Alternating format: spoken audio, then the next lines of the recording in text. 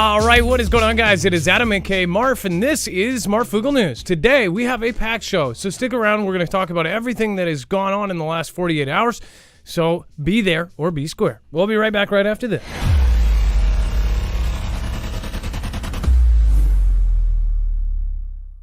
Nothing in this show should be considered legal, medical, or financial advice. The views of the callers can differ considerably and do not necessarily reflect my opinion, Dex's opinion, or anyone else who works with the show. You should always do your own research and consult with professionals. The internet is full of fake news, so please take everything with a grain of salt. If you have not already, it helps us out if you end up going through any of our affiliates, and it helps you out if you end up protecting yourself against cybercrime. NordVPN is one of the best and one of the easiest to use. If you do not have a virtual private network, it protects your IP address, which is your online identity, which actually connects to your real address and everything else. It also connects to you. If you know anything about how they are data logging and basically getting your profiles down, you can prevent that by having a VPN. Nord is, again, one of the easiest. Download it. It's like an on switch and off switch. All you have to do. Go to marfooglenews.com/VPN. Not only will you get a giant discount on this, but you will also be helping us. I appreciate your support, and I appreciate everyone that goes through any of our affiliates. I can't say thank you enough.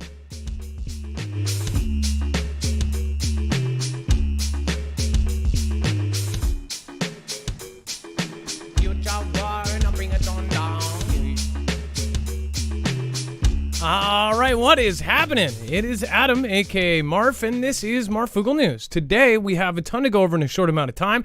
So if you're new here, remember, go over to our website, marfooglenews.com. You can not only sign up for email alerts, but you can also sign up for our notifications if you are not getting those anywhere else. A lot of notifications happen to go out 3 days late. And then remember, we have a full bibliography of all of our sources. Every single article, tweet, video, picture, document that we show you, we make sure that you know where that source is coming from.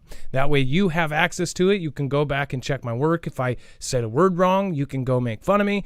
And of course, you can correct me if I misread something. Harbinger, once you click on this, it's easy to find. It's all done by thumbnail on our website. Future War. Harbinger, if you click on that, you'll find every single article, tweet, video, picture, document that we share. Now, on top of that, there's a great section at the very bottom that is overflow. All of that overflow content is the stuff that we could not fit into today's show, so make sure to go check that out. There's a lot that cannot fit into a 2-hour slot. There's also stuff that is too hot for TV or not acceptable on some of the platforms we're on. All right, and then let's bring in my co-host / internet brother, Dex James. What is going on, and how are you doing? Well, hello, Adam, and hello, Foogle fam. I am doing just fine. All right, so we're going to get right into it. Small device currently on Mars is generating as much oxygen as a tree, or at least scientists reveal. It says a MOXIE experiment has proven that the lunchbox-sized device can reliably produce oxygen from the Martian atmosphere. If you thought packing for the car for a cross-country move was hard, packing a space shuttle for a move to Mars will be a new kind of headache. In addition to bringing items like this, it says that food and water, spaceships heading to the Red Planet will also need to bring scientific experiments, emergency supplies, and living habitats. It says that luckily for these pioneering astronauts, though, it looks like one of the heaviest and most important resources will be provided on site: oxygen. In fact, a lunchbox-sized device currently on the surface of Mars is already reliably generating as much oxygen as a tree, scientists revealed on Wednesday.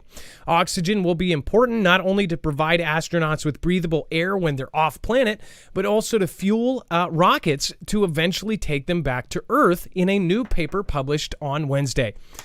Okay, so not many people probably knew about this up until now. Just if you haven't seen Don't Look Up, please go watch it. What is always in the back of my head is, do they know about something that we don't in the next few years, whether it be an asteroid or some event that of course, planet is going to just hit a wall of some sort, and the richest people in the world are all investing in getting off of planet. They're all investing in their own rocket companies. It's almost like they all got the memo and nobody else did. They, of course, have been nonstop trying to work on this technology to get off planet, to get to the moon, to get to Mars. And now we find out about these devices that are basically, I would guess this is part of terraforming. Mars to be a human inhabitable thing. I think of the very last scene after the credits on Don't Look Up, how they get to this planet and they've got these little bases set up and weird animals and whatever else.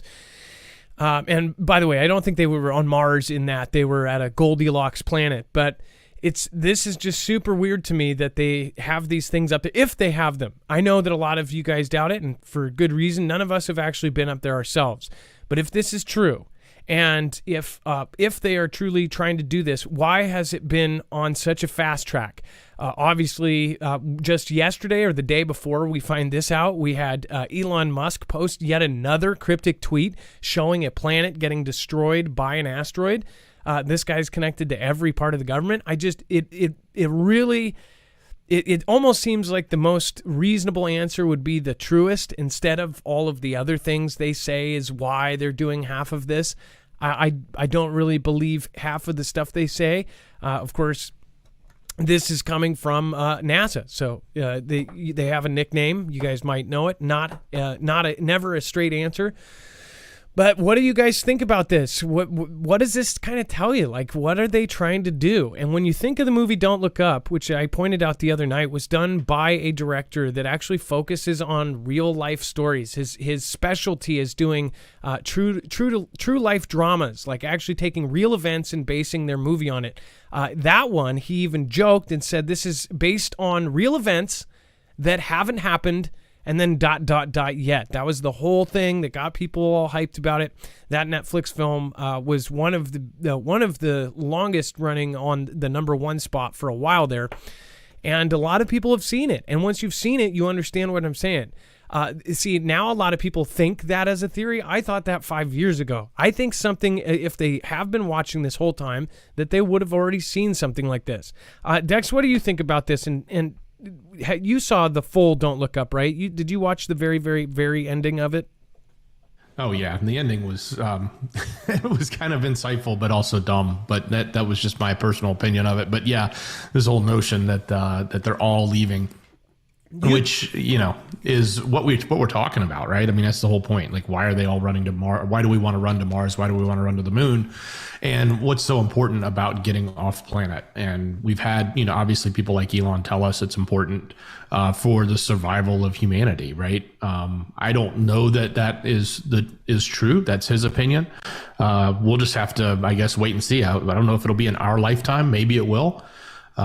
Maybe it'll be in our children's or grandchildren's lifetime, but it's definitely something they're working on and trying to make fast progress with. And this notion of creating oxygen there from a small device is kind of a big step. I mean, when you can create the same amount of oxygen as a tree, that's kind of a big deal from the atmosphere.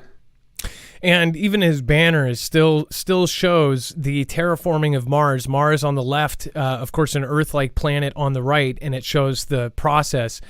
He was also the same one that came up with the idea to actually nuke both the North and South Pole of Mars.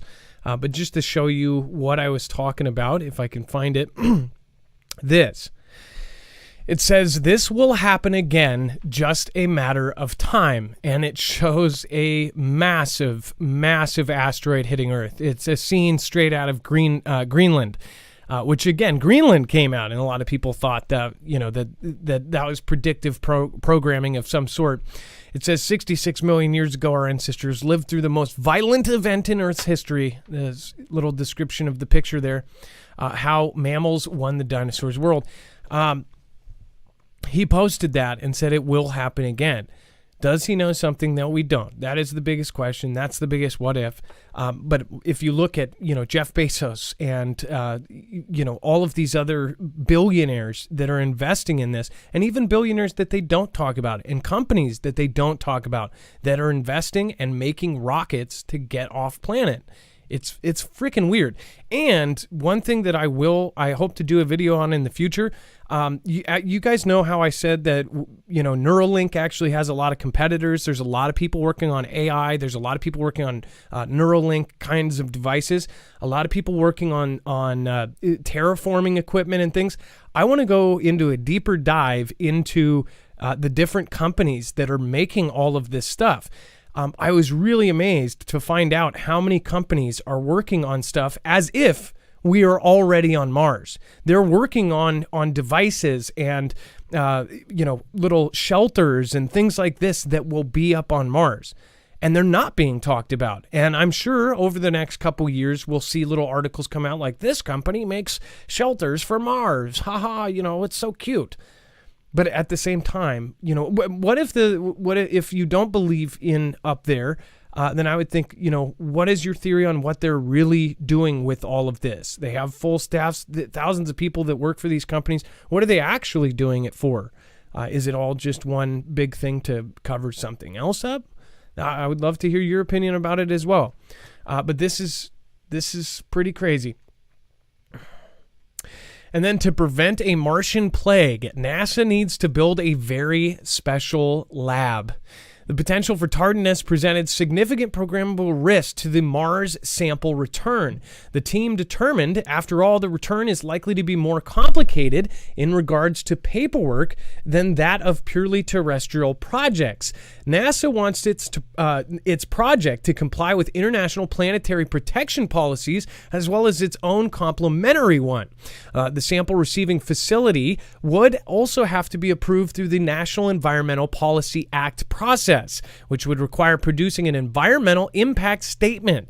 The spacecraft and its at-home facility may additionally have to deal with the National Security Presidential Directive 25, which rules over scientific and technological experiments that could have big environmental effects. This is not to neglect the official interest of the Department of Agriculture, the Department of Health and Human Services, with the National Institutes of Health and Centers for Disease Control and Prevention, the Department of Homeland Security, and the Occupational Safety and Health Administration. All of these things have to be done if we bring back something from a different planet. Now, Dex, they're basically going over that just to get something back from these places, they have to go through all of these loops. Well, yeah, I mean, let's imagine for a moment when they bring back, some samples from Mars, and within it is some sort of virus or some unknown thing that we've never seen before, and it could wreak havoc across the land or across our humans, or destroy something significant. Like, how do they deal with that? And who gets to take that responsibility? And it sounds like they're going to spread the responsibility out to all of these different people so that they rightfully can't point the finger towards one. They can just point it in all different directions. But, it's funny, one of the acronyms that are coming out of this from the people that have to sort of actually do the building is the NIMBY, not in my backyard acronym. Like, who wants this, right? Who wants to have this facility? Who wants to have this responsibility? And it's kind of a big risky endeavor. Well, also think about the possibility of something wreaking havoc here down on Earth, and they state that, it's actually something that we brought back and it's an accident and it's something that's wreaking havoc through people, and it's just like the CV, only it's extraterrestrial, right? Could that be a potential in the future? Obviously, it sounds crazy. It sounds sci-fi, but this is what actual bureaucracies are looking at, that this is what paperwork is being filed for, to bring back samples of things from other planets. If you think about how crazy they are about a fruit that shouldn't be across state lines, how crazy that is. Imagine, say, something from Mars or something from the moon coming back, as far as something like that. By the way, on that first story, if they are producing oxygen on Mars, what does it do? Does it just go out into the atmosphere and barely do anything? How many of those things do they have? They haven't really exactly told us how many. And then do they have little domes set up supposedly up there? Do they have bases set up? Or do they just have a device out in the middle of, the Mars desert producing oxygen, and it just kind of floats and dissipates away? It's very, very, very interesting to think about. And then the metaverse is as dead as Zuckerberg's cartoon eyes. No matter how realistic you make the avatars, the big bang for the metaverse needs a user experience that technology won't deliver for a very long time. It says that last week Meta showed yet another cringeworthy product of its $10.2 billion investment in the metaverse, a demonic VR porcelain doll of Mark Zuckerberg. It looked worse than a Second Life avatar from 2003, hastily released in response to yet another round of universal mockery from all over the internet. It was still marginally more expressive and slightly more alive than a Ken doll. So just to show you this, so this is supposedly the high-tech and unbelievable avatars of the future. Mind you, that is what everybody is memeing right now. It says the worst part is not how bad it looks, but the fact that it is a symbol of how badly Meta is managing expectations for the metaverse. Anybody expecting that this metaverse thing will end up being a real-life version of the book and the film Ready Player One is in for a huge disappointment. And so is Zuckerberg when he finally realizes that only an insignificant fraction of enthusiasts are going to buy into this awkward dimension. So I will say I will disagree. I have seen what VR is capable of. The one thing I will say is every new technology that comes out, including the internet. Do you remember the critical articles of the internet and even social media like Facebook? There was articles saying, this will never catch on. This is stupid. Why would anybody want to post their pictures of their family online for random strangers to see? Think about that one. Now, Facebook is also came the day they opened and were founded a day after they ended LifeLog, which was a CEI project with the same description as Facebook. But I just remember people saying like, "Oh, this will never work. It's an invasive thing. It's going to get into your privacy and all that." But as we've seen time and time again, if something is entertaining or cool, people will sacrifice their privacy or even their rights if they want to jump in on something and jump the bandwagon. With this, I think that it will be somewhere. And I think that Zuckerberg, I think he does know something that we don't. Now, I just look at this article and I look in 10 years from now, is this article going to age well? I personally don't think so. But Dex, do you want to talk about the metaverse drama and the stuff that went on after? Well, yeah, this is kind of crazy in the sense that, the expectations are really far-fetched. It's funny because when you go to the gaming technology and you look at the game functionality in the VR space, it's pretty phenomenal, right? The tech, the appearance of stuff and the movements and all that's pretty cool. But, it seems like where they're headed with this whole metaverse, they keep getting hit left and right, whether it was, people being attacked by other people online, and then they had to create safe, bubbles around people, or now in this case, they're, making this kind of crazy looking Zuck doll, if you want to call it that, or figure. It's just it's not the pretty shiny environment that people that are used to when they look at some of the gaming technology, which is so much more advanced from a graphical standpoint. So, as this, I don't think that this is going away. I think it's definitely something that we're going to have to pay attention to. And, we'll probably be the people that are going, we're never going to do that. But you're going to see our kids or our kids' kids, they're all going to grow up with that, and they won't know what life is like without VR. So that'll be interesting to watch how that evolves. Not necessarily a good thing. A lot of people could tell you that, the internet didn't necessarily bring about good stuff. It did in some ways, and it did in others. So we'll have to see. And so for those of you that have not done this yet, it is taken huge leaps and huge moves forward. But I want people to think about the movie Toy Story. It was a Disney Pixar movie back in the day. If you actually look at the original Disney Pixar, the unedited, the VHS of it, I guess, because they've even improved the graphics later on with some of the new releases of Disney films. But if you look at the technology and how fast it has moved forward from Toy Story 1 to Toy Story 4, or just in general, Toy Story was a groundbreaking movie. When you look at it now, it's kind of outdated. It's outdated.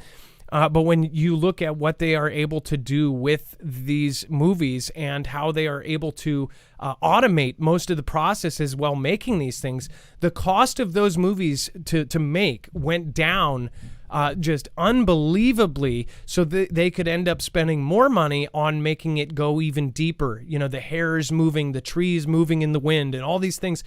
Now, most of the big stuff is automated, and the detailed stuff is done by hand or on computer by these designers and things. But as far as this goes, it will only be 5-10 years before this is something unbelievable. We already have YouTubers reviewing these VR augmented contact lenses. The technology is now here, if they can get the chips and the small things that go into these things, to have contact lenses and not have this beefy big headset. What they have to basically come up with is the wireless power that's able to charge and be in a very, very tiny thing and be able to push out all of this stuff. Once they get to that, then it's a whole new era. It's going to be completely different. Anyone that hasn't done VR when they look at this, they're like, yeah, it still looks corny. There are VR games like Alex in Half-Life that are very impressive, and if they're running on a computer, they're unbelievably insanely graphical, and the ragdoll physics behind everything, it's crazy. But people are basically laughing at his idea of this thing. I will say there's something different to be said, even if it looks like this, but once you are in a VR headset, it changes things. Even if it's cartoony, one of the most popular games, Super Hot, that game is extremely bad graphics by standards, but because you are the person in this world, it does immerse you into this crazy bad graphics world, and it's incredible. It's something that can't be described unless you're in it. So be aware. A lot of this is going to change life as we know it. It would also be required if we had to sit underground or something. Imagine if we all had to live underground because some event forced us underneath the earth. I would think that a lot of people would be using that. Isaac Velasquez, thank you so much for subscribing. Welcome to the Mafia. Deb Denny, also about 11 minutes ago, thank you for subscribing. Deb Denny, welcome to the Mafia. Simply Pony says, hello, Mother Fooglers. Hey, what's going on, Simply Pony? Nice to see you again. Nevitz says, maybe there are no Martians because they all perished from the virus we are about to bring home. That's an idea, that Mars was once inhabited by a ton of things, and there's some sort of crazy illness up there. Gilbert Sanchez, thank you for subscribing about 36 minutes ago. Zushi Kata Tatamato Shift, thank you for subscribing. All right, and then also just wanted to shout out, thank you to your mods. Make sure to thank your mods. Mods, if you are watching or watching the replay, I wanted to make a whole new end sequence and basically make a slide for each one of you. So if you have a really good picture, please send it to me. Or if you want your channel banner or something else featured, then let me know. And then let's see here. Ria, thank you. Amanda Ruiz, thank you for supporting Independent. Chia Lisa, I believe I missed you yesterday. And then again, Nevitz, thank you, and thank you. Yobi Kimbria, Chewy Weather, Princess Shiny Pants, Gem, Vicky K, and Chance Paladin. Thank you guys for holding down D-Live. Indiana refinery fire leads to declaration of energy emergency, tightening supplies and rising prices. Dex, let's have you cover this one. This is another major fire. Yeah, so a big fire. It's shut down. Apparently, they've gotten things back up and running, or are getting things back up and running and recovered. But I did hear from some folks in that area, specifically some of our Fugel fan members, that said that the prices. One of our mods said the prices of gas have actually jumped up because of it. They've said that they're now going to take up to 3 weeks to get caught up due to this. So. Yeah, this was a huge deal. Caused a lot of damage. Looked like a big deal in that local area. So when this kind of things happen, they're usually regional. They do have effects. I think they refined about 435,000 barrels of oil. So that's in a day. So that's kind of a big deal. But anyway, this is something that's going to affect the folks there. Sounds like it's going to affect them for about 3 weeks, but it's also what we don't know is, necessarily, how this happened and what exactly took place. We're starting to get, their narrative on it, but, we always question when we see these things, is there some other way that this could have happened? Like, because we know that our refineries, we know that our infrastructure and things like that are always under some sort of attack from the outside. Not only do we know that some of these events have been from the outside, we also wonder if some were from the inside. Don't know. Make sure to let me know what you think about it in the chat below. Speaking of chat, thank you everybody that has popped in. I appreciate all of you. Make sure to go over to marfooglenews.com if you haven't already. If you haven't been to marfooglenews.com/prep, I would highly recommend going and checking out what they have. If you are a prepper or if you're new to prep, this is a very easy site to kind of get caught up. The reason why is almost everything is packaged to kind of handle a problem. There's a problem, there's a solution on this website. As far as food, a lot of folks are getting extra food and stocking up because the price on freeze-dried foods year after year has gone up. It's actually tripled in the last couple years. And as far as you can get kits, like 72-hour kits, if you just want a basic thing to put in your car. They have a 1-month kit for one person, 3 meals a day for a month. That is now, of course, available. And then, of course, right now, there's $250 off. The largest sale they have done since 2019. $250 off on a 3-month supply. That's 3 meals a day for 3 months. 90, I guess that would be 90, 180, almost 300 meals. Again, packaged in buckets, so then you can store them in your basement, in your truck, underground, wherever you want to put it. Again, that's a great, great, great sale. So go over to marfooglenews.com/prep. Why you would go through us is essentially if you're already planning on getting something, say, from My Patriot Supply, when you go and do that, not only are you getting a discount, you're paying less than you would if you just went to them, and you are also helping our channel at the same time. They kick us back a commission, and that way we can actually support ourselves, considering we cover controversial content. So thank you, everybody.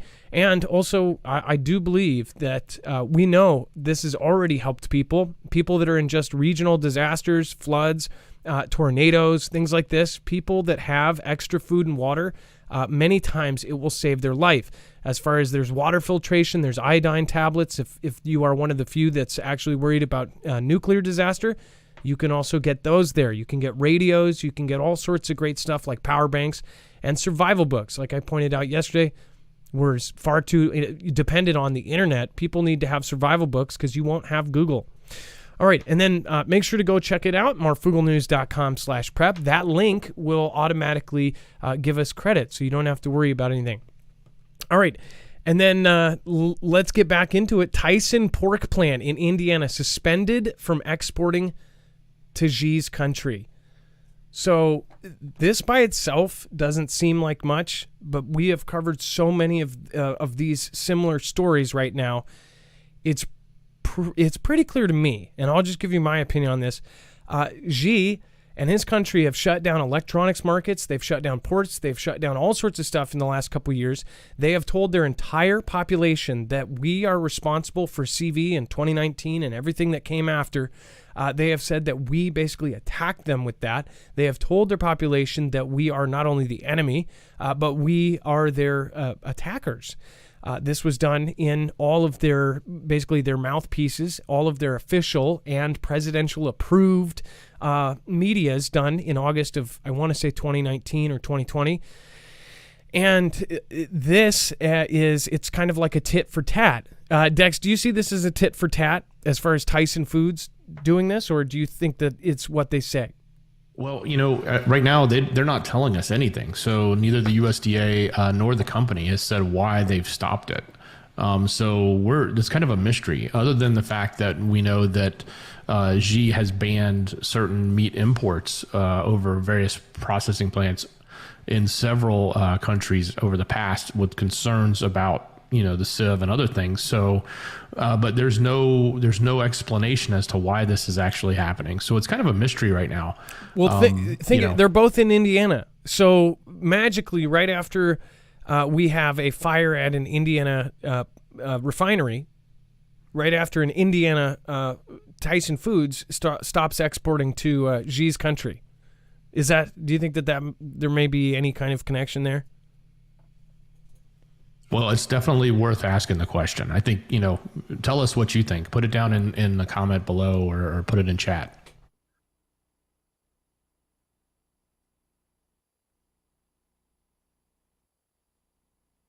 When you look at it side by side, it seems odd.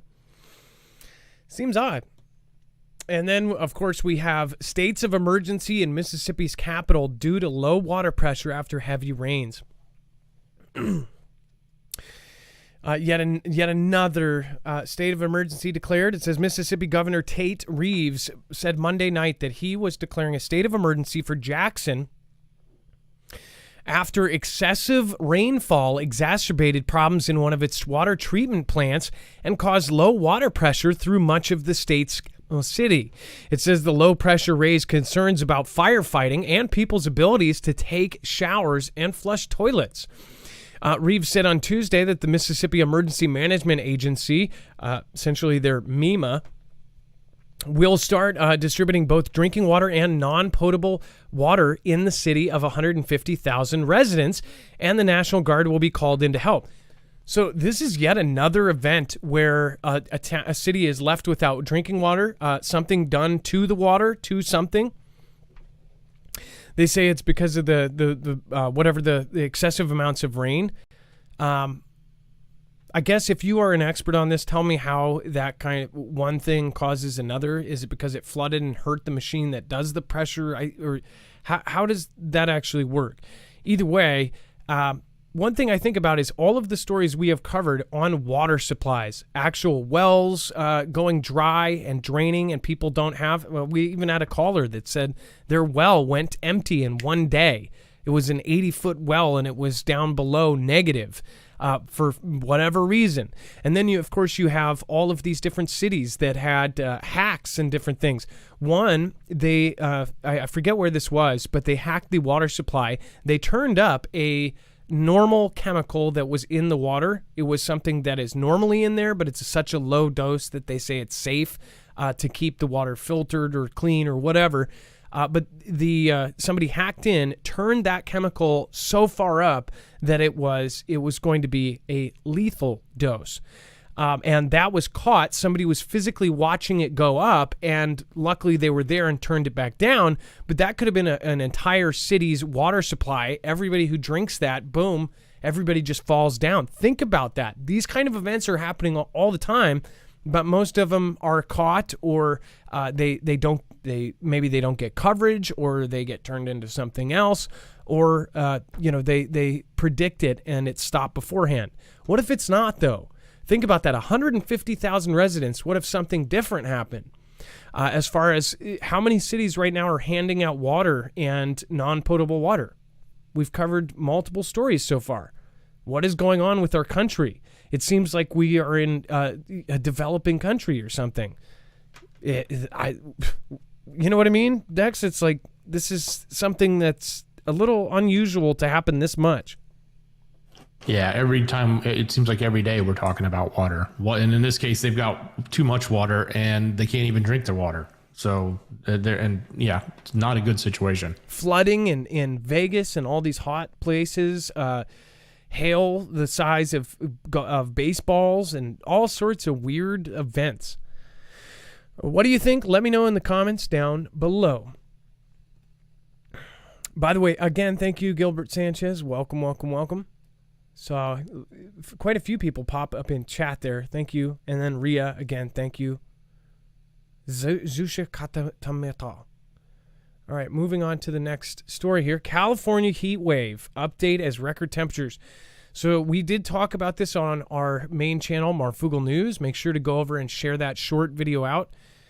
So here's what's going on. Not only did they warning once again of blackouts, and this is why we told folks in California, before even summer started, to get yourself, if it's not a solar generator, the solar generator makes sense since it's so hot. You got tons of sun there. That means you got tons of power.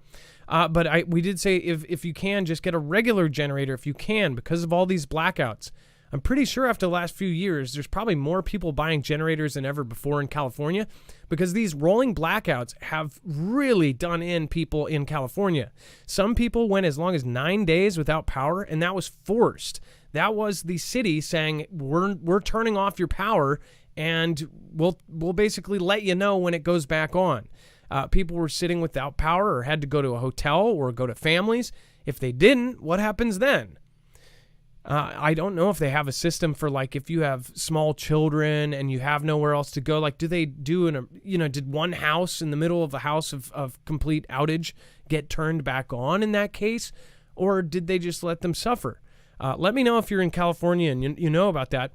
I don't think we've ever had a rolling blackout here, not that we know of, but I do know that they don't cover a lot of these things. They are straight up telling you that there may be bad blackouts. On top of that, the next story that, of course, we covered on the other channel is the fact that California is actually asking residents not to charge their electric vehicles days after announcing gas car ban. So at the same time that they're telling you in the near future, you're not going to be allowed to buy a gas-powered vehicle, you are going to have to drive an electric. They're saying that they're asking people to voluntarily not charge their vehicles, their main transportation. Now, this is voluntary this time. But like I asked in the other video, think about this. Our entire future, almost every state in some way is moving towards this. We're talking about in the very near future, in less time than it was since, 2000 of September of 2001, that event. Think about how fresh that is in your brain. In half the time of that, they say that we're not going to they're going to ban gas-powered cars. You're going to be dependent on the electric grid for your transportation. Not only that, your entire car is going to be electrical. It could be knocked out by all sorts of different things. But on top of that, it means that you are also dependent on the grid for your transportation. So if somebody got in charge and just messed everything up, they could really keep everybody where they're at. You would not be able to travel. I am very surprised that they're asking out of all that. I guess I'm not surprised because of how much power these electrical vehicles actually suck up. But think about that. That's what if in the future this isn't voluntary? Dex, what do you? Everybody heard my opinion on this. What's yours as far as how can they even ask voluntarily to do that? Well, I think, it should sound the alarm for folks to question, like, how much power do they actually have, and can they actually support the plans that they want from an electrical standpoint going forward? And it's not just that. They're asking people to raise the thermostats up to 78 or even higher. That's pretty high. So, and by the way, we've talked about some scenarios where power companies actually have control of the thermostats. Of course, you opt into that today, but in the future, they may actually not let you opt into it. And they may just control your thermostat and say, guess what? You can't go below 78. You must, be uncomfortable in your home, and you'll like it because we need to save power. Yeah, I wonder about this. In fact, this is actually relevant. Survival Game just commented, and I believe this is an answer to my question about like what happens if you have, it says California has PSPS, public safety power shutoffs during fire season, high wind events, and now they're threatening rolling blackouts. Okay, so I thought you were going to say, oh, they have a system to help people if they are in that position, but no. Now they're threatening rolling blackouts. I'm so glad I don't live in California, and no offense to anybody that lives there, especially there's some really beautiful and amazing places in California. Most definitely not the ones that everyone thinks of, or at least the cities that people think of. But just one thing after another. You are living in a state that just has so much crazy stuff going on at all times. Survival Game, thank you for letting me know that. And then Be Real Beast, outside for me. Appreciate the Lord's works. Welcome to all new fam. God bless. Be Real Beast, thank you so much. Shout out to Stephen McMahon. Hopefully you got that thing worked out. And I appreciate Nevitz, Rhea, and Simply Pony. What do you guys think about this? Do you think that in the future that this will turn into a mandatory thing where you can't charge your car? Dex. Hey, I was talking with an HVAC company owner the other day, and he was telling me that in, I don't know if it's next year or not next year, I think it's the year after, he was told they're not going to be installing or allowed to buy gas furnaces anymore. They're having to switch people to electric.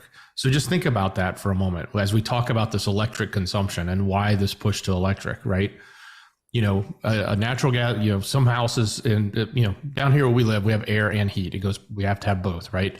And a lot of people have either natural gas or propane as a furnace and then have electric for their air conditioning. Okay, so they're making people switch. Like, you can't buy it. When it's time to replace it, guess what? You got to upgrade to power. And if your house doesn't have enough power, then you got to go to the power company and get them to put more power into your house.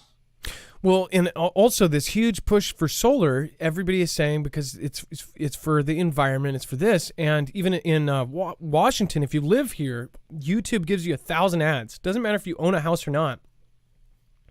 They say, hey, you know, you could apply for free solar, and there's a huge government push for this. And obviously, it's under this thing. You know, they're saying we need to switch within so many years, and we need to keep this number by this number. One thing I want to point out is if it continues, and they're straight up saying that it's going to get worse by such time, that essentially our entire infrastructure has to change. They're telling us that it's going to get way more drastic. If their timeline is what they're going to stick with on when everything is going to get bad, then in the next couple years, everything is going to change over. They say 2035, but guess what? That could change. That could change to 2028 because of an event. An event happens, and then the public goes, oh, you know, the public will actually beg for them to change it. As far as your whole house running on electricity, this is why people are backing themselves up.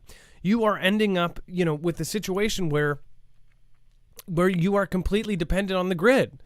This is why people are going off grid and just getting completely disconnected from it because they don't want to be dependent on somebody else. This is where people are going to be in the near future. Think about all of the things they say are going to happen, and if they're even somewhat true, then think about what they have to change to stop that in the next 5-10 years. That's what they're publicly telling us.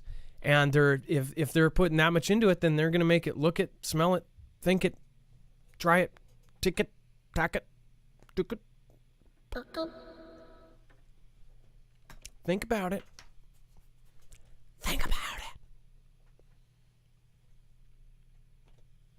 When I said that, I vibrate.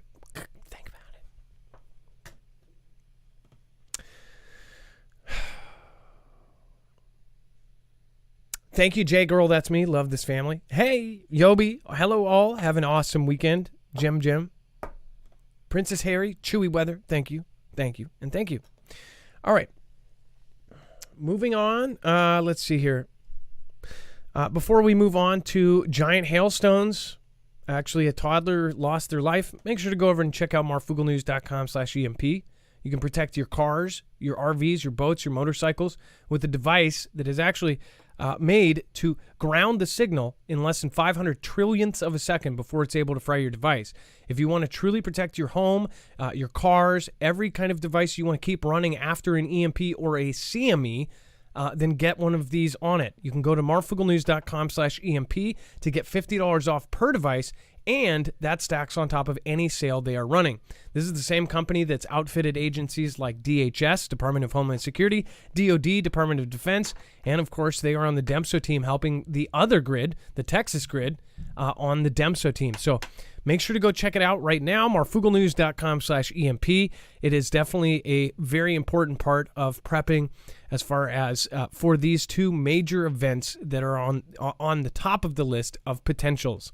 That's marfooglenews.com/EMP. When you do that, you are helping us, a veteran-owned business, and 100% American-made product. All right. And then, so this is really horrible news. Giant hailstone. A toddler perished in a violent Spanish storm. A 20-month-old child has perished in Spain after being struck on the head by a hailstone. About 50 other people reported injuries ranging from bruises to bone fractures from the freak 10-minute-long storm that hit the Girona region of Catalonia. This was Tuesday evening. It destroyed roofs, downed power cables, and shattered windows. One of the hailstones measured about 4 inches in diameter. Think about that. That's like as big as a soda can. It says it is the largest rain down on the region since 2002. El Concrete, El Nustri Observer, says firefighters received more than 40 calls from members of the public about damage caused from Tuesday's storm, mostly from the town of Bispo y Empordà. Dax. Look, so first off, Adam, I got a picture for you. It's in Screener. These weather events, they're happening everywhere, and it's wake up, because things are different.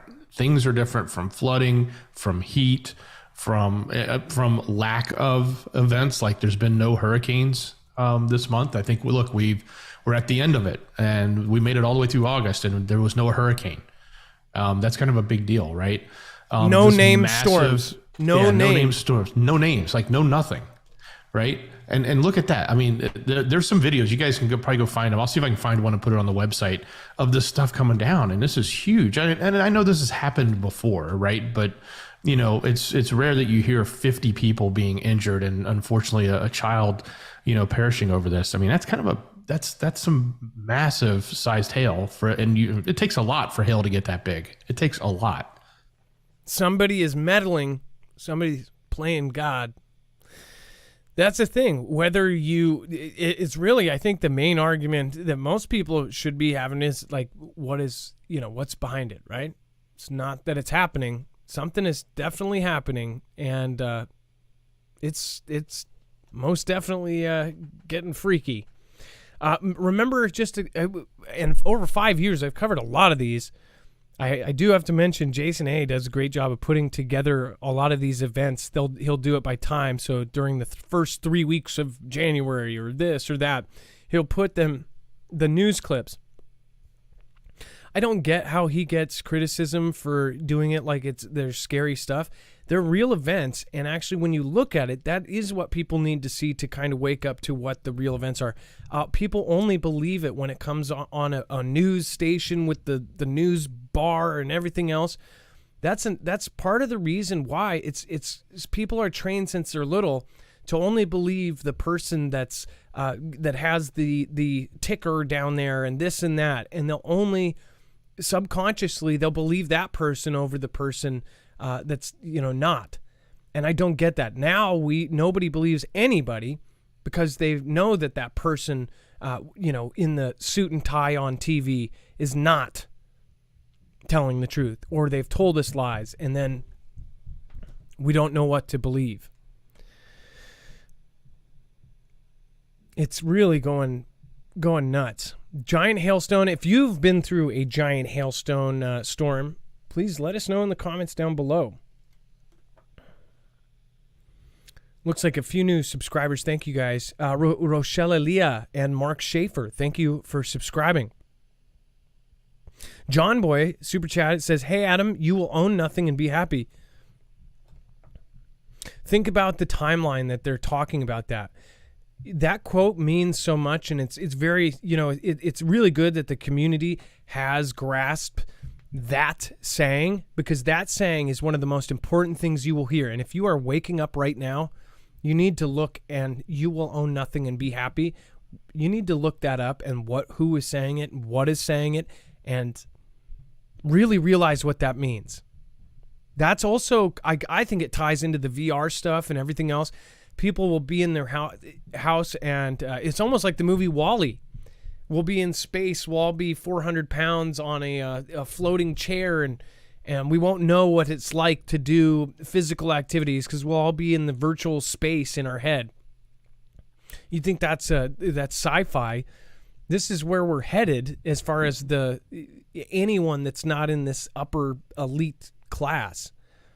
They want to separate and make it so everybody is equal down here. What I think about was funny about the whole like wealth transfer and this and that, and they want everybody to have equal rights.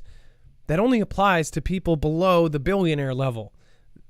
the people that are pushing for it are on such a level they'll never be equal with anybody. And they're not giving away 98% of their money so people are on their same level. They're just not. But they want that for the rest of us because they want it to be easier to handle. Joseph Collins, hey, Foogle fam, stay alert, keep prepping and praying, stay in touch with loved ones. We're not guaranteed tomorrow. Joseph Collins, I 100% agree with that. By the way, another Joseph Newhouse. Hope you're good today. Rochiella, Simply Pony, again, thank you for your support. Lots of new subscribers in the last few minutes. S-Train, thank you for subscribing.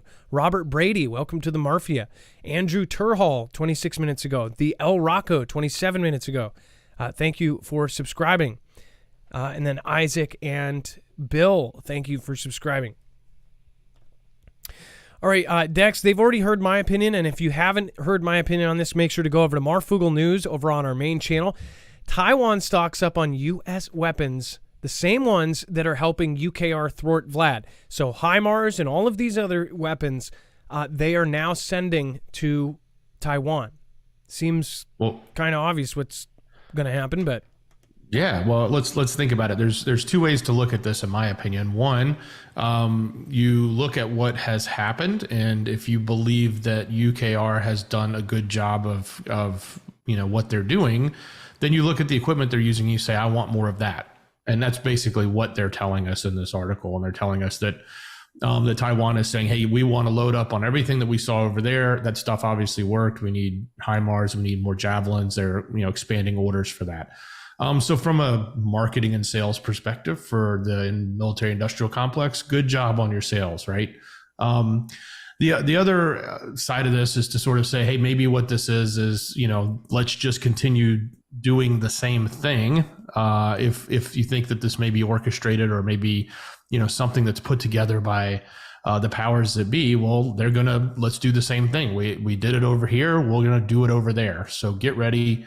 We're going to create that event, and that event is going to kick off, and we know exactly what tools to use so that we can, program the event to look the way we want it. So depends on how you want to look at this. I know everybody's got an opinion about how these things, roll forward, if they roll at all, whether they're organic or inorganic, orchestrated, if you want to call it that. But it's clearly, from what they're telling us, it's really just, hey, our industrial complex has done such a great job over in UKR. So, buy more of this stuff because you're going to be potentially fighting against an adversary that is using similar or very similar type equipment, and it's worked so well. So you're going to want to use this. Well, when you see them essentially setting up the exact same way, it seems like it's kind of an obvious, I guess, transition into them having in the same kind of conflict.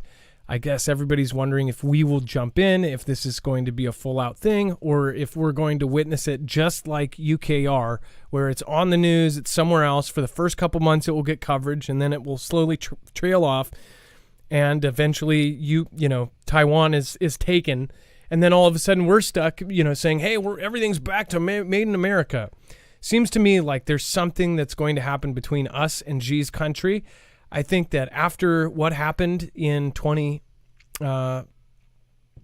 after what happened with this whole thing that happened with dropping things in the box and everything else, I think it's pretty hard to not have something come out and go against Xi unless they're already in charge. I don't know. And then Dex. Yeah, let me jump on this one too, because like I said, you've covered this on the news channel. So just a quick reminder, there's a short video that came out right before this. Many of you may have already seen it because you came from that video to this one. If you haven't, go watch it or at least share it. We make those shorter videos. We put those together for everybody because we know it's hard to share a 2-hour long live show and think that your friends and family are just going to dive right into this full length content. A lot of the stuff we do on the other channel is much shorter and easier to share. So make sure you do that. Look, what we've seen is yet another escalation from Taiwan. So they have gone from talking about, shooting down drones and then making the first shot towards one, to now saying, hey, as of today, if they cross any, and not just drones, but anything, any ship, any type of aircraft, anything crosses into their boundaries, into their defense zones, so to speak, they're going to take action on it. So they basically have said, we're going to counterattack any forces that enter the territory, period. So that's kind of a big statement coming out. We're seeing this, along with the acquisition of all of this new equipment, like we just talked about in the previous article. In addition to that notion that, hey, they're buying that equipment. And by the way, that's a different point to think about. And I'm hopeful that if we end up helping Taiwan with equipment, that it's more of a sales arrangement instead of a charity arrangement, because it seems like all we've done with UKR is give, whether it's money or equipment. And I'm hoping that at least Taiwan has a lot of money. They're not the chip capital of the world for no reason. So I'm hoping that if they are going to get a lot of equipment from us, they're actually going to pay for it, so that the taxpayers here aren't the ones funding yet two fronts. But the point here, it's a big step. They're talking about taking counterattack measures, and they have changed the rules of engagement, so to speak, and made a public statement about it. So we're going to have to wait and see what happens next. But we've talked about each one of these stair steps leading closer and closer. We've talked about it for about a month now. The big escalation was when Nancy went. That changed the landscape tremendously, and it's just growing and stepping closer and closer every day since then. And for them to actually make that big move, if they do, and if Xi does what they've been doing, which is just flying over all the time, going over the median line, which was new, then they go in and they get taken down. That's the start of something much bigger. And of course, every media is going to say that, and we could be this close. I don't know if that's going to happen, but this is a big step for them to say that. Watch them actually cross over, but they don't take them down or don't respond. It's kind of like one of those things we have to wait and see. But where we need to be is kind of looking at this and go, okay, that means that if this really does happen, that could be an escalation point, and it could be in the near future. We don't need to stress about it. If you're living in the U.S., Australia, Europe, well, more so Europe, you should worry before any of us. But this, I believe we will be able to see the signs of WW3 happening, and we're going to see that big event, and we will know. And I do believe we will have time. I have a feeling that we are going to have time before, something massive happens. And the very unlikely kind of winning the lotto would be if every one of us got attacked at the same time, something massive went down. That's very unlikely. But I do think that we will all be affected by this, that we could all be in serious trouble once all of this starts going down. Or I think what's even more critical and more dangerous to all of us is if critical information comes out about what has happened in the last couple years, and that information is spread worldwide and causes just upheaval. That will be scary.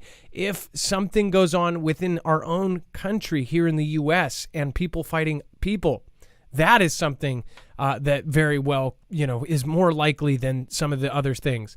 Look at what is going on right now with yesterday's news and today. I mean, people are doubling down on things, and things are getting spicy. It's, people are so afraid to admit that things aren't bad, or they just don't want to focus on it. And I get that. For the people that don't want to focus on the negativity, I get it. And that's why we try to focus and push each other up, because I think that all of us, if you were here at my show or somewhere else, in fact, if I disappear, you're going to go to somebody else's show looking up the same stuff, or you're going to quit it altogether. But if you are here, it's like, even if I disappear, you're still going to be doing this. Here we get to push each other up and have hope and say, hey, we will be prepared for this, or we will have each other to look at and to go to help. So I think that is one of the positive things out of this. We have to have hope. we have to look at this, and if you pray, I'm praying that this does not get bad. But unfortunately, it doesn't look like that, and I'm not going to tell people it's not.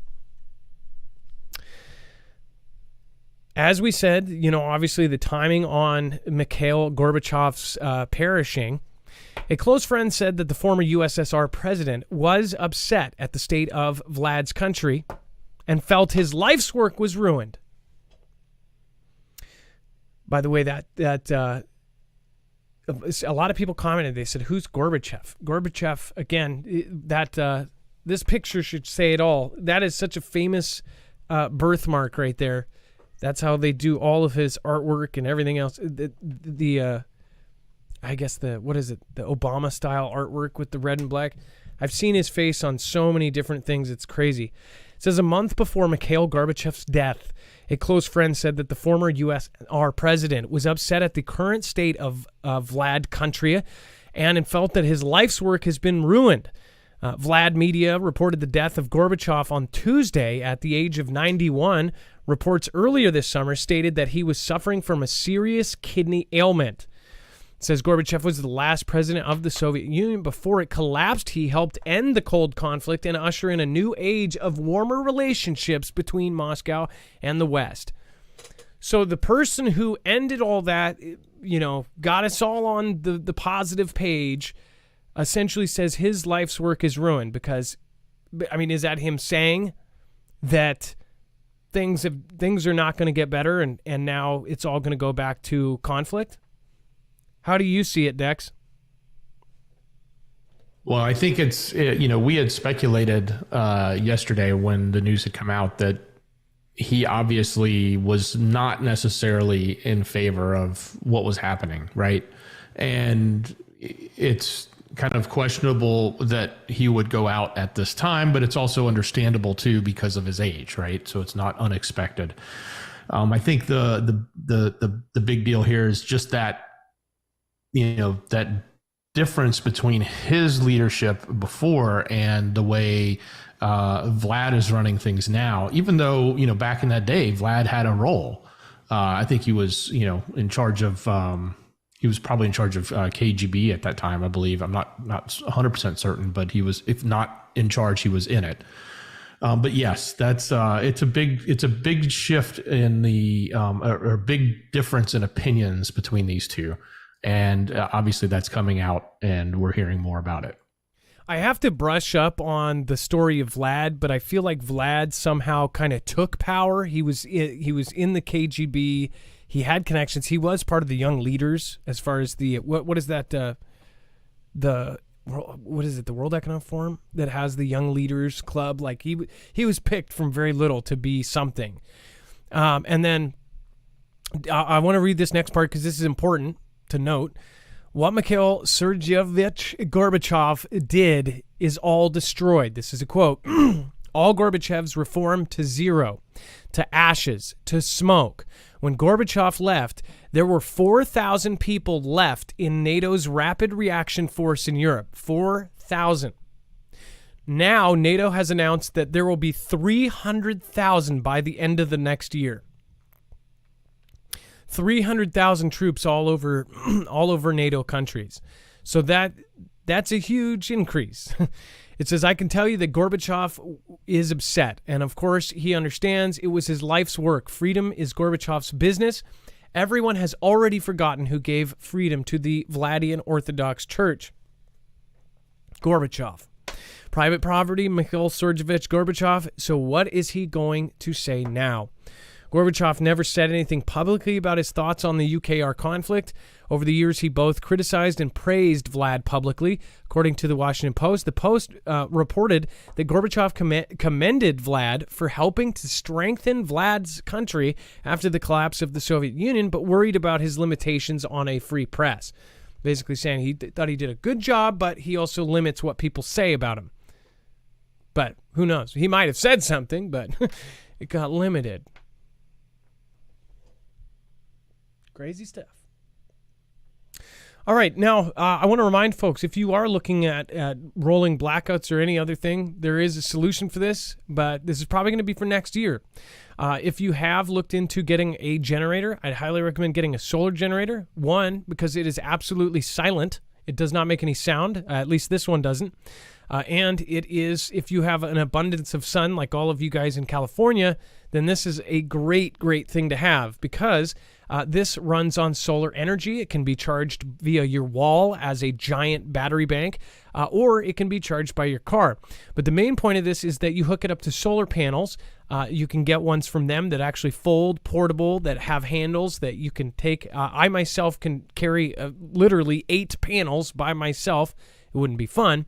But 4 panels comfortably, and you could easily take them out and set them up, and you have power.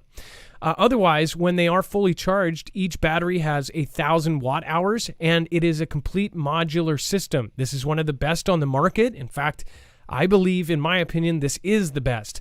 There are competitors that do stack and are modular, but each battery that you add, you end up having to add basically twice the footprint, and you have cords sticking out the side. This works like Lego. The power input and output is on the bottom and the top of the battery, which means you can stack them in stacks of 5 up to 96 batteries. So you can virtually make a wall of these. With 5 on it, you could basically pick it up by the handle, take it with you. Again, this isn't a great thing because it also has mods to it. You can get a supercharger mod that goes in the middle that essentially extends this. Instead of 4 panels for each supercharger mod, you can actually plug in 8 more. So you'll have a total of 12 panels charging it, and basically that cuts the charging time in a third. With 4 panels and a battery, it charges about 4.5 hours. Or if you're using it, of course, it would last a whole lot longer than what it would if you didn't have them charging. But this is a great thing. It doesn't take any gas. It is it is the only solar generator that you can get an EMP shield directly made for. EMP shield actually makes a energy specific EMP shield that you can protect it. So if you want coverage and you want something that is super simple, that is easy to use, and that packs a punch, marfooglenews.com/energy. That's make sure to use the code Marfoogle. You can get upwards of $170 off on different packages. I'd highly recommend, if you can, get the supercharger cord and then the supercharger mod. Those 2 things are really great, and then they do have foldable panels. The best part, though, is you can shop around. If you want to get your own panels, you can go to Amazon, or if you already have some, you just need the adapters that plug into it, and you'll be fine. So make sure to go to marfooglenews.com/energy. Every purchase helps us. You are getting a big discount, and of course, you're supporting an independent channel. I think this out of everything, as far as almost everyone has lost power at one point, this is one of the most useful things we have ever been affiliated with. So again, make sure to go check it out. B-Roll B says that the super chat is blocking from saying something about the LNG CNG. Hold on, I got to make sure I know what that is there. Let's see here. Dex, did you see that one? I'm trying liquid natural gas, compressed natural gas, basically natural gas. Well, I wonder, be real based, if it was just too long for you to say all that without. So liquid natural gas and compressed natural gas, now electric. Super Chat has blocked my message about telling you how the city is wasting on LNG, CNG, now electric. Yeah, I don't know if that's Super Chat or if the length of it was too long. But yeah, there's so much stuff there. They waste everything from money to energy to everything else. I'm sure they'll do some sort of city event where they use, tens of thousands of kilowatts of power, and then they'll tell you to not use yours and to sit in the 80-degree weather, the 115-degree weather with your, AC set up to 80. Joseph Collins, hey, Foogle fam, stay alert, keep prepping. Course, and then John Boy, thank you. Nevitz, thank you, and everybody else, thank you. All right. And then the Pentagon is worried about space weapons from Vlad and Xi. Here's why.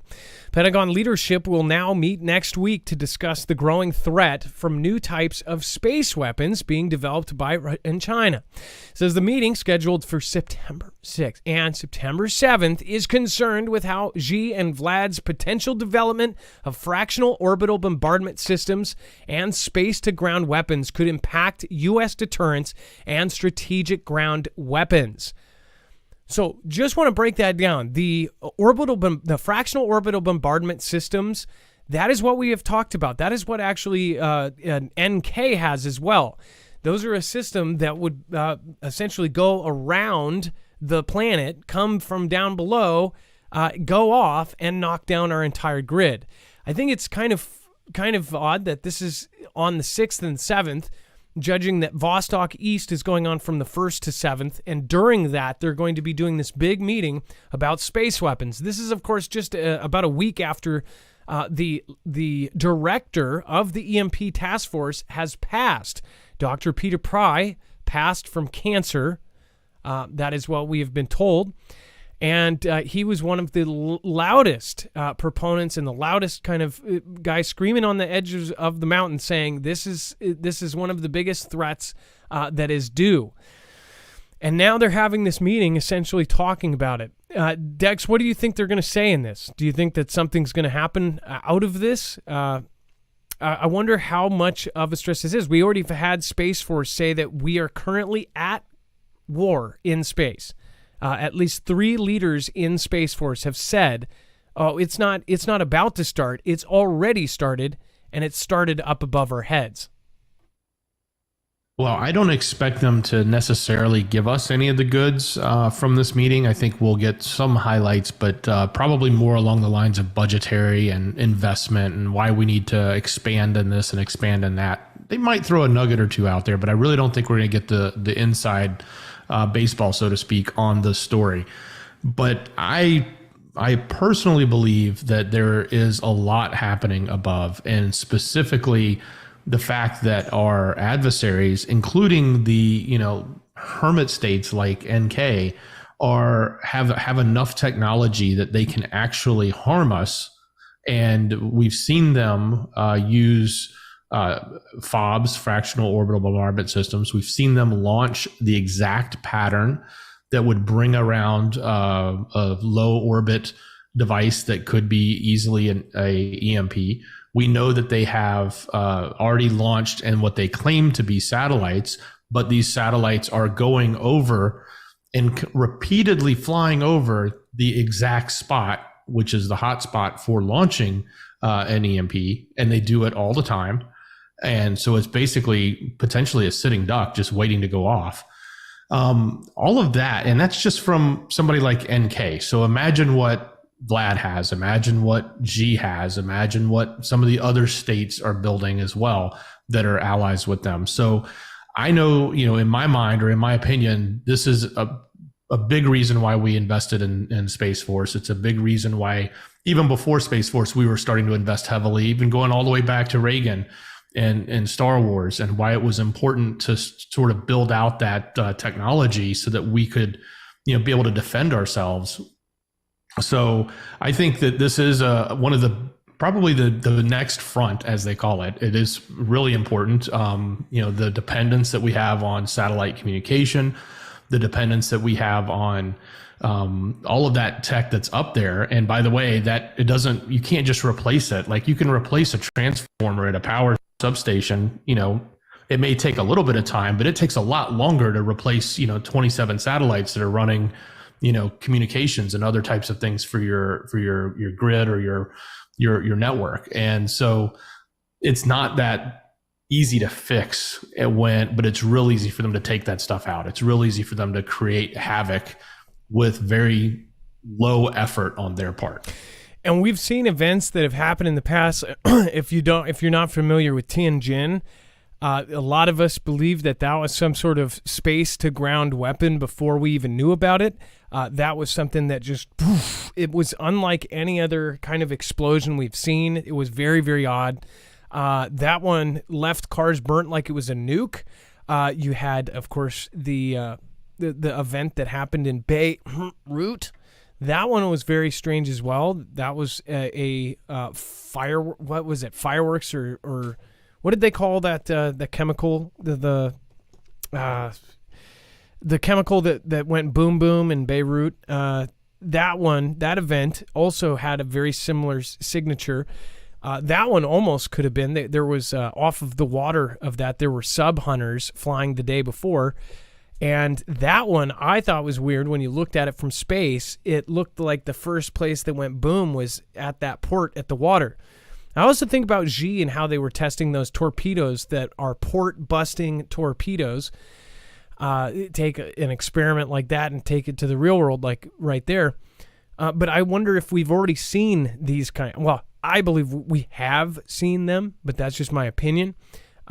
Space to ground weapons. What does that look like? The rod of God, that kind of thing. Things we talked about for years. Now that is possibly happening. And of course, Space Force officials have said that this is already going on above us. We just don't know about it. So are we already in WW3, but the clown world is basically telling us it's not happening? I don't know.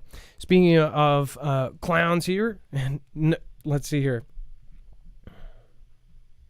So this comment, perfect. John Boy says, we are living in a clown world. This whole world stage situation is due to greed of money and power. Everyone stay safe, be ready, and watch your six.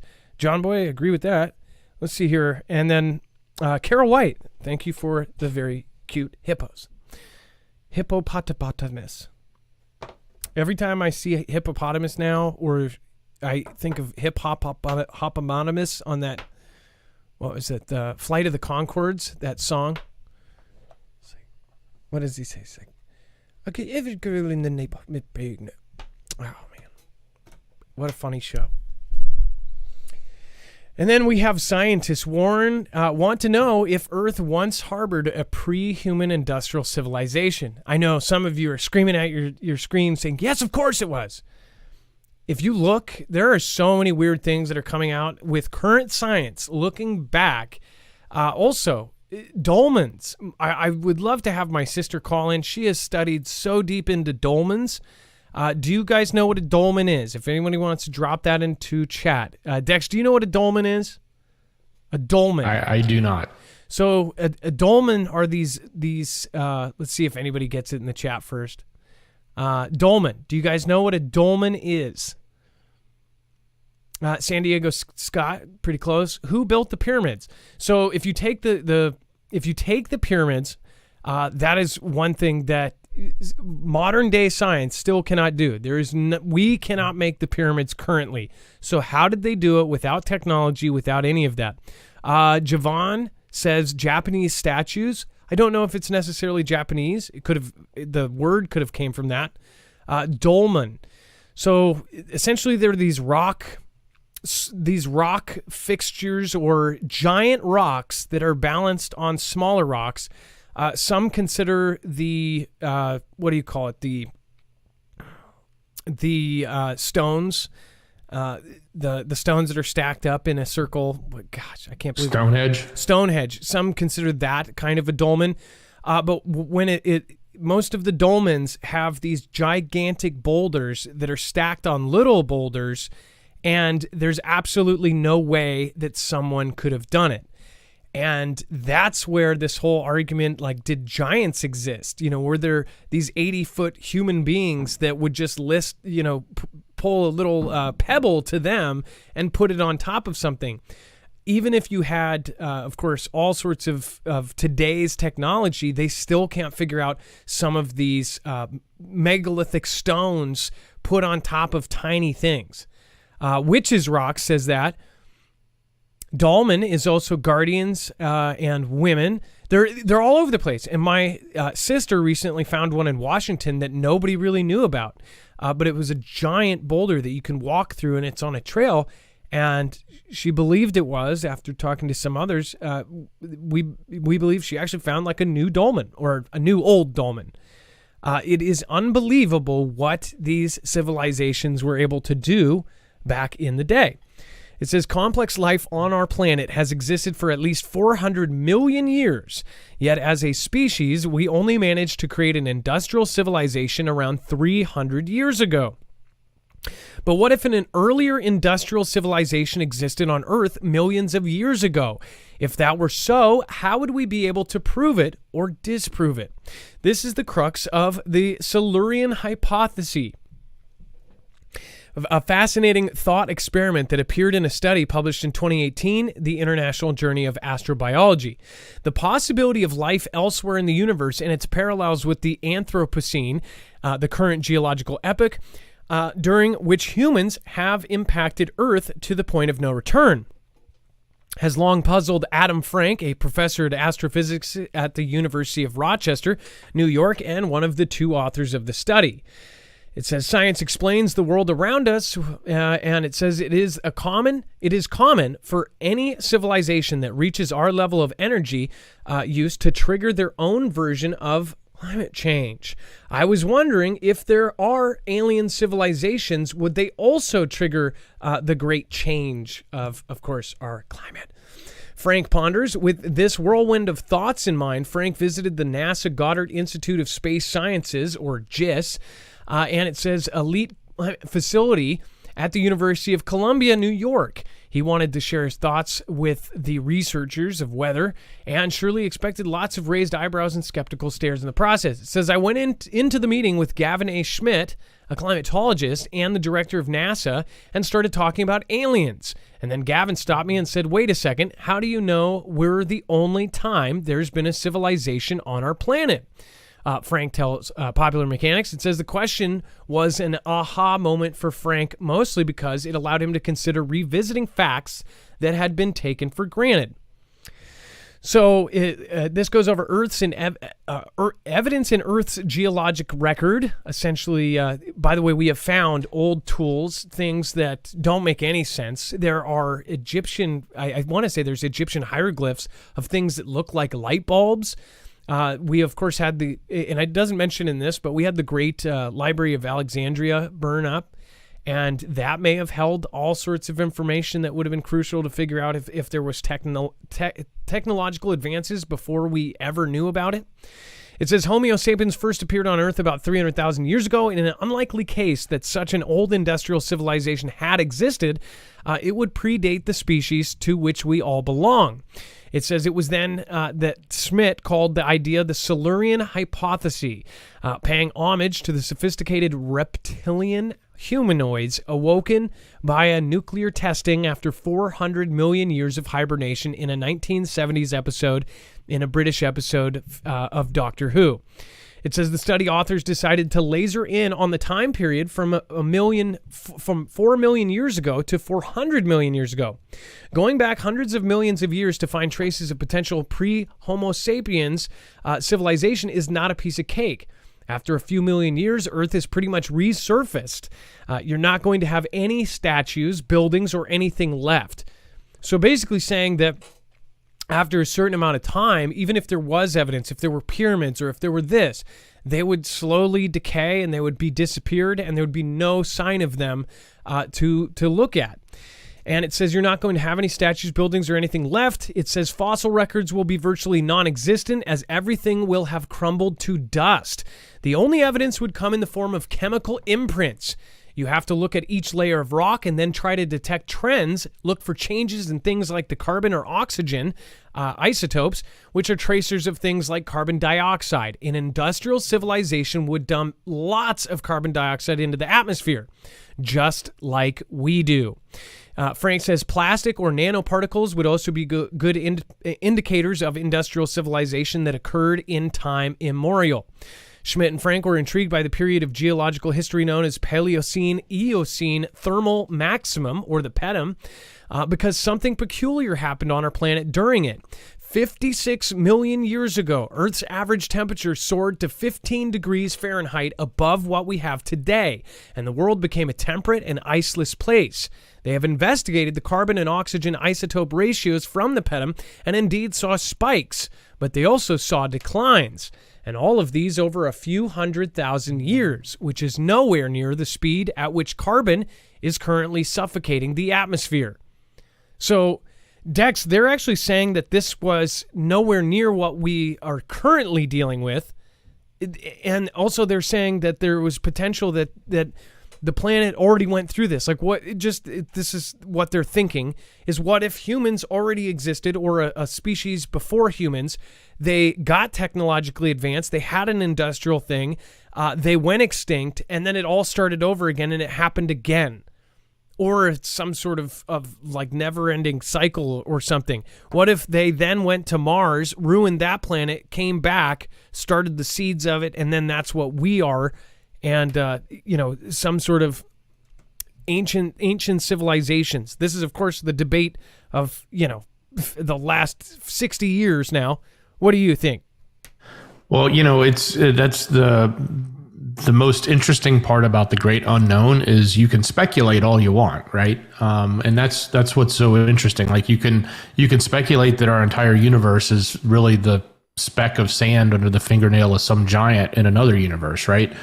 But one of the things that this sort of has a struggle with is how you reconcile faith and what you've been taught through religion, and you bring all that back together, and whether or not this is information that goes with that or goes against that, and is it meant to disprove that, or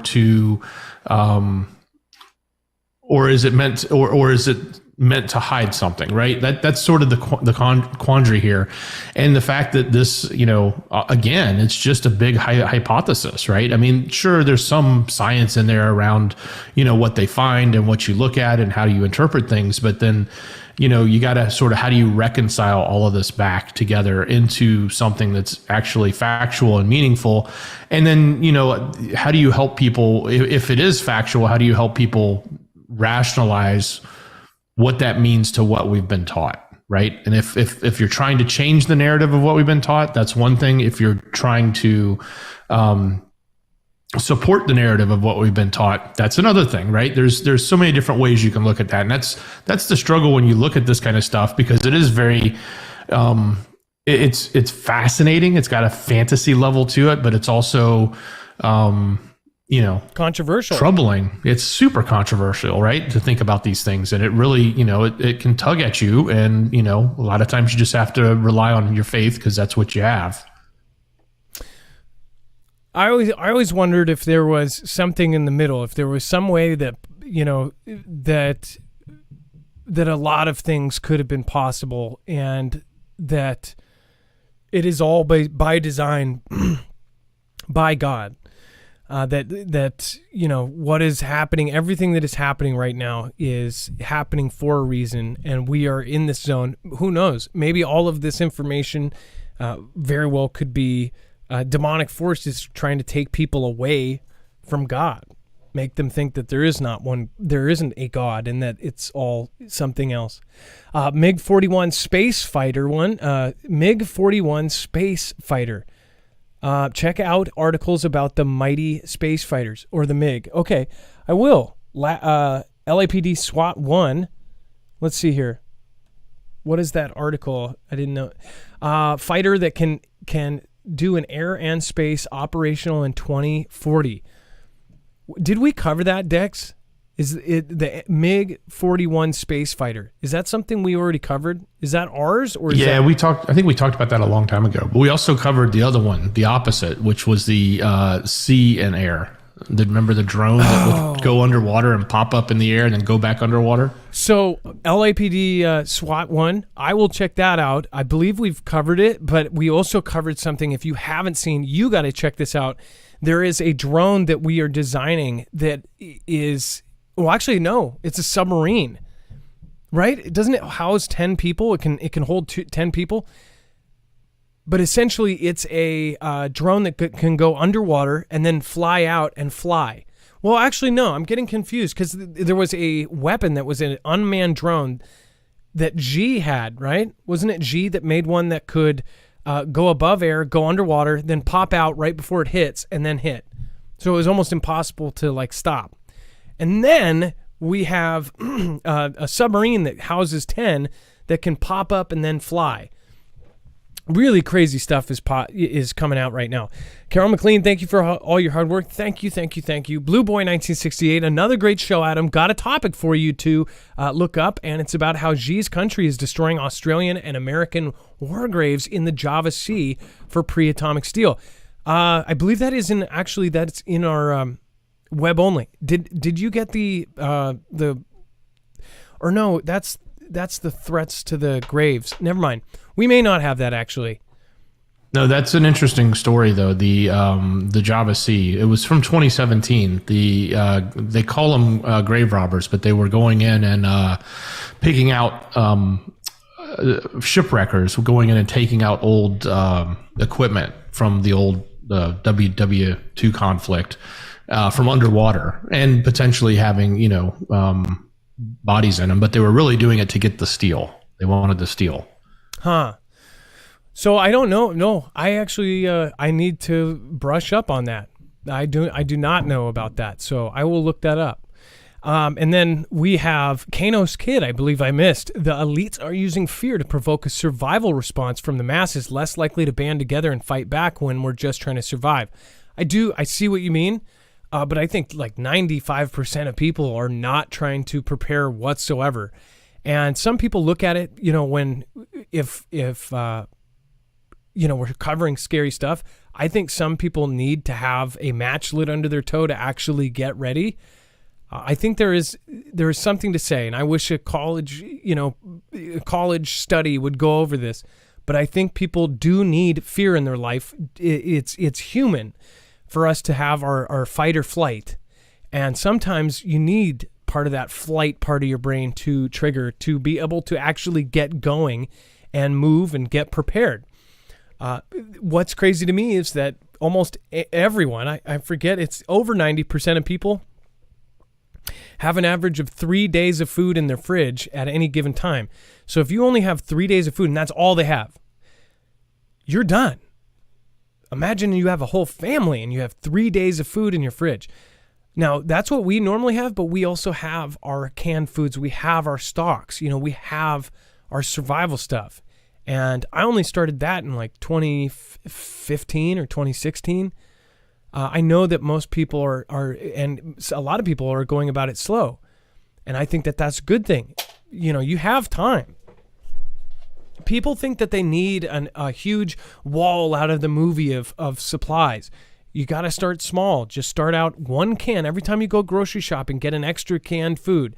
Get an extra gallon of water. Put it off to the side. Don't eat it. Don't touch it. Just do that every time you go shopping, and it's only going to cost you a couple extra dollars, and you're going to get prepared over time. That's Alaska Prepper's kind of thoughts as well on it. He has his payday preps. He shows you how to cheaply or affordably go and prep. But even his payday preps, look at the creators like Alaska Prepper that do payday preps where they show you the cheapest thing. He has done a video recently about how everything has gone up. Zatamorans or Zatarains or whatever, all these rices and things like this, they have jumped in price so much that his videos from 6 months ago don't even have the correct prices at all. Like they're double or triple the price now. That's insane. So the earlier you get that long-term survival stuff, the better. All right, Dex, let's go over the web only. We have lots of really great stuff, a ton of stuff, and then also lots of things. The main point of today's show, though, you should pull away, is that this future conflict is not just going to be here on the ground. It is going to be above our heads. Go ahead. So head over to marfooglenews.com, click on the thumbnail for the show, and scroll down to this overflow section, this yellow bar. If you're on YouTube, open the description. It's called show notes. It's always there. It's real easy to get to. It'll take you right here. Lots going on. There's a lot of stuff we couldn't cover. There's a great story about, it's an opinion piece about AI and one of the potential side effects, human extinction, which I think we talk about quite a bit. Go check that out. There's some updates there from what's happening in UKR, some additional updates that were going on. Of course, there is the hot topic that is just going to be covering the news. It's constantly covering the news. And we're trying to get all sides and a little bit of the back and forth that's going on with T-Man and all of that. Of course, there's other stuff even going on with our current administration. Some updates with some new wreckage revealed around the Titanic, if you're into that kind of thing. If you're worried about bang bangs and you live in New York, you definitely want to go check it out. And oh, by the way, Pooh is back, and it's not G. It's a scary movie. I think we actually talked about this a while back, but there's a new update on it. So if you want to see what's going on with the latest rendition of Winnie the Pooh, you can find that out, and so much more. A lot more stuff. I didn't even cover it all. There's plenty to go see. Marfooglenews.com. Click on the thumbnail for the show. Scroll down till you find that overflow content. Or if you're on YouTube, again, just open the description. It's right there. First link, show notes.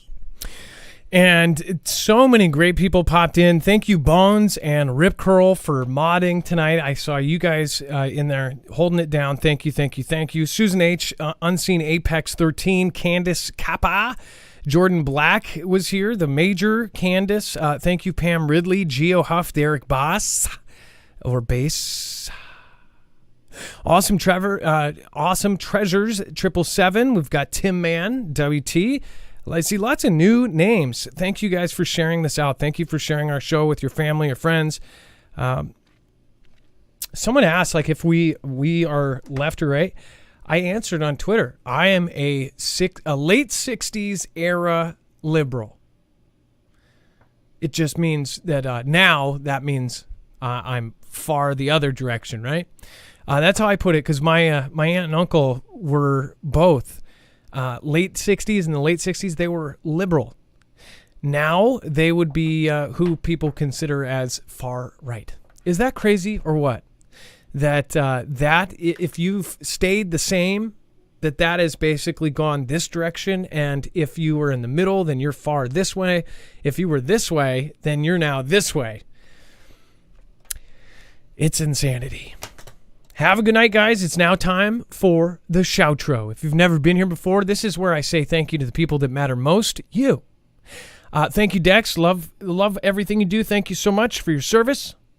Much love, brother. Great job. It's time for the shoutro. It's not an outro. It's not a shout out. It's a shoutro.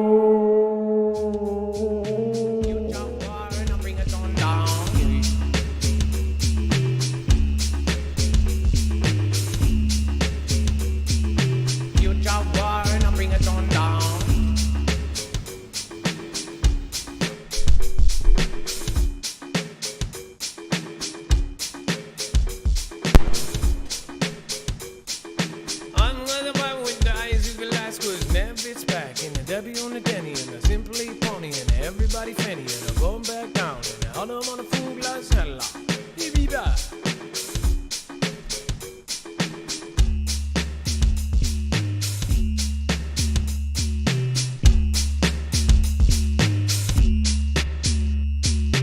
Future war and I bring it on down.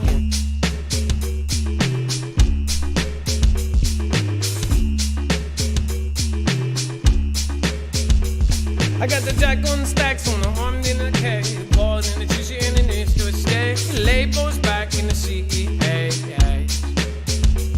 I got the port a lock on the back of my face. Linda McDaniel in the Mr. Say. Tedster, I'm no big hamster. The headster, a Leo Goodson and the K King and the Raymond 9. You bring it on the back around and bring the 5. Go people in the high ID 12 and the J Fry. Bonda. I'm back now, hide it, bring it on back now. He say, I'm a film dog. We did our man dead, down back with that day.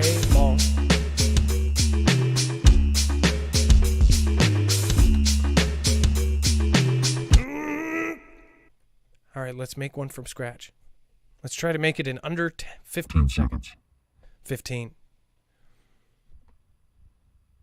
Okay, 30 seconds. I don't think I've ever made one in 15 seconds.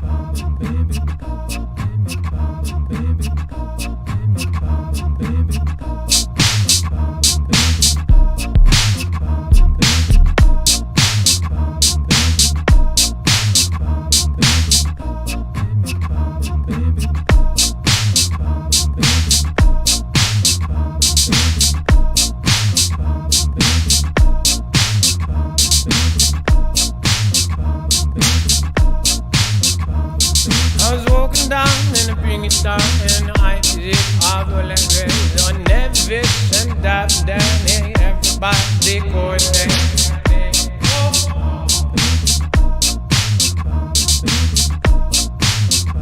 I got the berry following the unseen apex, furious cabbage in the Timberman. I got Ian's about and the survival game. Cody Way and the Lady T, Rumble in Homebell, Mr. Steve, or 70 cooking real stew. Stilettos are in the JoJo 3, JT and that Mr. Steve. There's not enough for the all for ooh. I bring it right back and I love for you. A survival game in the unseen. Pam on the Ridley. Everybody gonna get furious like cabbage. Everybody curious.